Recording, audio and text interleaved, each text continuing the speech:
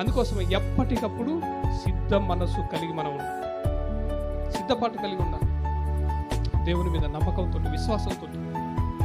అప్పటి కాలంలో ఉన్నటువంటి ఆది కాలంలో లేదంటే సంఘ స్థాపన జరిగినప్పుడు కొంతమంది మాట్లాడిన మాట ఏందో తెలుసా? చాలు ఈ భూలోకంలో మాకు ఈ బ్రతుకు చాలయ్యా, మీ సన్నిధికి రావాలని ఉంది అని వాళ్ళు కోరుకుర్రు. అలా ఈరోజు మనం అనగలుగుతాం ఆ మాట? చాలు తండ్రి, ఈ బ్రతుకు చాలు, నీ మీద మాకు ఈ పరిపూర్ణమైనటువంటి విశ్వాసం ఉన్నప్పుడే మమ్మల్ని తీసుకుంటాం, సావటానికి మేము సిద్ధం అని చెప్పి ఆ గొప్ప విశ్వాసము కలిగినటువంటి వాళ్ళు మన కళ్ళ ముందు గ్రంథంలో మనకు కనిపిస్తున్నారు. పౌలు గారు అంటాడు,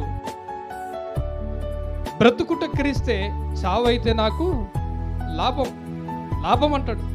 నేను వెడలిపోయి క్రీస్తుతో ఉండాలని నాకు ఆశ ఎంతో ఉంది, కానీ అవసరాన్ని బట్టి, మిమ్మల్ని బట్టి ఇంకా నేను భూమి మీద ఉండటం తప్పట్లేదు, ఉండాల్సి వస్తుంది మిమ్మల్ని బట్టి.